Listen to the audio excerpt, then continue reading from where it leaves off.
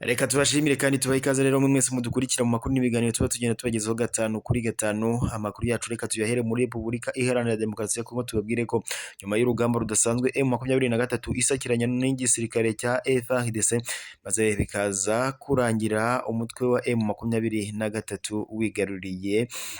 agace ka Gatsiru. Yandi makuru kandi akomeje kuvugwa muri Repubulika Iharanira Demokarasi ya Kongo nuko ingabo ziri mu butumwa bw'amahoro zo mu muryango w'abibumbye MONUSCO zaje kuburira Repubulika Iharanira Demokarasi ya Kongo nyuma y'imyigaragambyo yabereye muri iki gihugu. Ingabo kandi ziri mu butumwa bw'amahoro zo mu muryango w'abibumbye muri Repubulika Iharanira Demokarasi ya Kongo nanone ngo zivuga ko ibitero bikaze ngo byangije byinshi mu bikorwa n'uyu muryango w'abibumbye. Makuru yacu rero akomeje kugenda avugwa muri Repubulika Iharanira Demokarasi ya Kongo nuko nyuma y'igitero kidasanzwe M23 yasakiranyagamo n'igisirikare cya FARDC yaje kurangira uyu mutwe wa M23 wigaruriye agace ka Katsiru nkuko byakomeje kugenda bitangazwa. Mu gihe rero imirwano idasanzwe yaberaga ikibumba yasakiranyaga umutwe wa M23 ndetse n'igisirikare cya FARDC muri teritwari ya Nyiragongo maze bikaza kurangira uyu mutwe wa M23 ufashe aka gace ka Gatsiru. Nkuko rero amakuru aturuka i Rucuru akomeza kugenda abitangaza ko nyuma y'imirwano idasanzwe yasakiranyaga iki gisirikare cya FARDC ndetse n'umutwe wa M23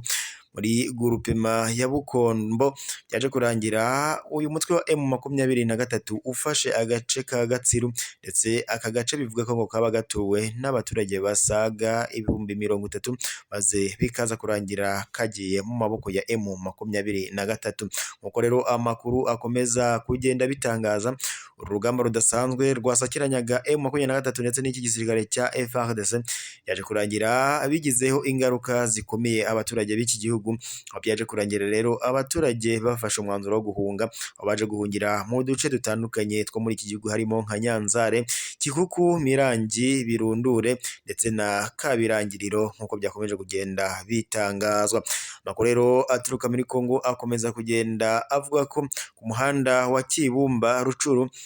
aho nyine iyi mirwano yari irimo irabera kugeza nimugoroba, amakuru akomeza kugenda avuga ko abarwanyi ba Wazalendo yari bigaruriye akarere karimo isoko rinini rya Ruhunda mu gihe imirwano yari yibanze ku gasozi ka Nyundo. Makuru rero akomeza kugenda atangazwa aturutse muri Repubulika Iharanira Demokarasi ya Kongo ko umutwe wa M23 waje kwigarurira agace ka Gatsiru. Bikaba rero bibaye mu masaha makeya yarashize aho Minisitiri w'Ingabo Jean Pierre Bemba yari ari i Goma ndetse yari yaherekejwe n'umugaba mukuru wa FARDC, ariko bakaba bari bashize bavuganye n'itangazamakuru bakemeza ko ngo bagiye gukora ibishoboka byose, inzira zose zishoboka ngo bakoresha kugira ngo babe bakwambura M23 uduce twose yigaruriye ngo bazabikoresha. Makuru rero nkuko akomeje kugenda bivuga rero muri ibyo bitero nyine byasakiranyaga M23 byaje kurangira uyu mutwe ufashe aka gace ka Gatsiru nkuko byakomeje kugenda bitangazwa mu makuru atandukanye yaturukaga muri Repubulika Iharanira Demokarasi ya Kongo.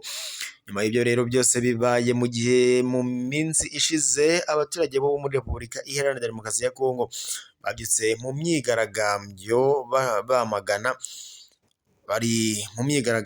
bamagana aho bavuga ko bazindukiye kuri ambasade y'Abanyamerika, y'Abafaransa ndetse n'iy'Abongereza, barimo ngo bagaragaza umubabaro berekana ko ngo izi ambasade ngo ntacyo zimariye leta ya Kongo kuko ngo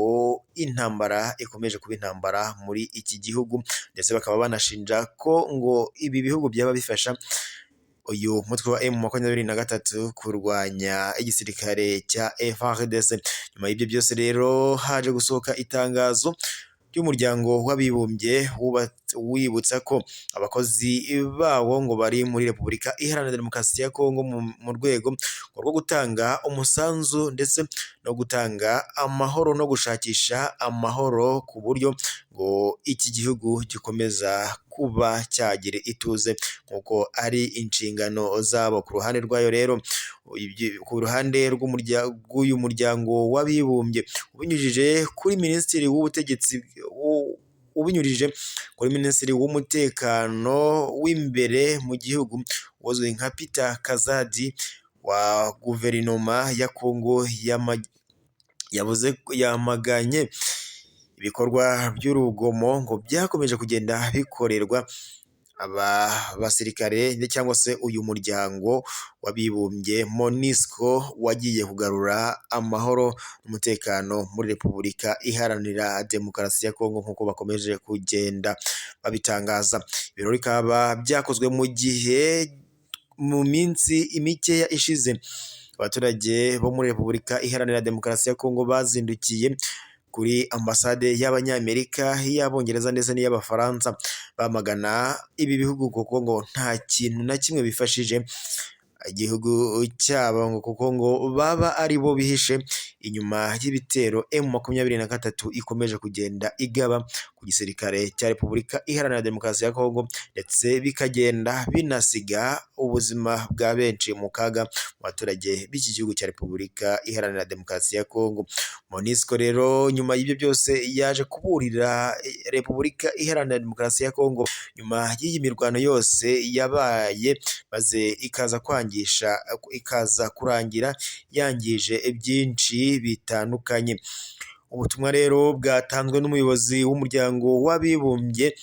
mu burasirazuba bwa Repubulika Iharanira Demokarasi ya Kongo, umuryango uzwi ku izina rya MONUSCO.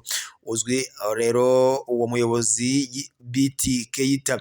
yamaganiye kure imyigaragambyo yibasiye abakozi ndetse n'ibikoresho by'uyu muryango aho byabereye muri leta ya Kinshasa, aho rero ngo haje kwangirika byinshi bitandukanye.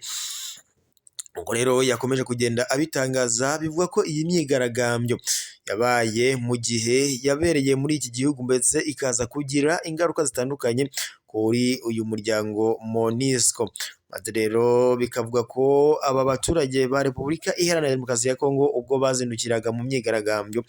baje gutwika imodoka zigera kuri ebyiri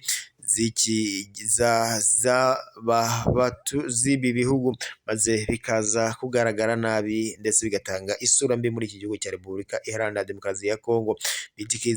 BT Keita rero akaba yakomeje kwamaganira kure ibyo bikorwa bibi by'ubushotoranyi bikomeje gukorerwa uyu muryango.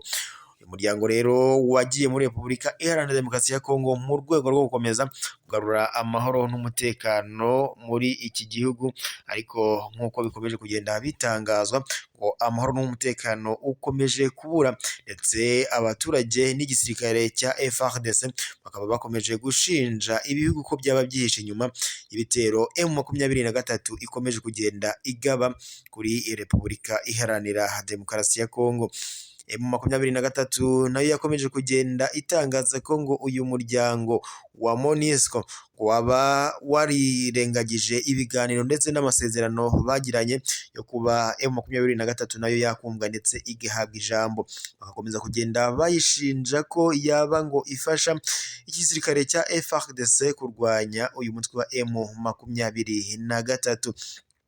M23 watangaje ko rero mu bitero bitandukanye wagiye usokeranyamo n'igisirikare cya FARDC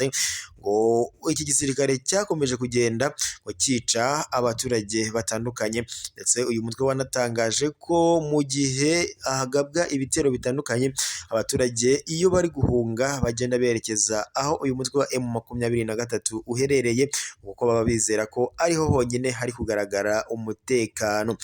Umutwe wa M23 rero wigaruriye aka gace ka Gatsiru mu gihe n'ubundi hari amakuru yari yakomeje kugenda atangazwa na Repubulika Iharanira Demokarasi ya Kongo ndetse ifatanyije n'abafatanyabikorwa bawo harimo SADC, Wazalendo ndetse n'ingabo z'Abarundi, aho bavugaga ko nyuma y'ibyo byose bagiye gukora ibishoboka byose bakambura M23 uduce twose dutandukanye ngo yagiye yigarurira tugize iki gihugu. Ni mu gihe mu minsi mikeya ishize M23 yari yatangaje ko yari yamaze gufunga umuhanda werekeza muri Goma, ndetse inatangaza ko ngo ubu igishoboka ari ukuba umuntu yanyura mu mazi cyangwa se mu kirere kugira ngo abashe kugera mu mujyi wa Goma. M23 ni umutwe wakomeje kugenda usakiranya n'igisirikare cya FARDC. Uyu mutwe ukaba akomeje kubica bigacika mu burasirazuba bwa Repubulika Iharanira Demokarasi ya Kongo, ahazwi nko muri Kivu y'Amajyaruguru.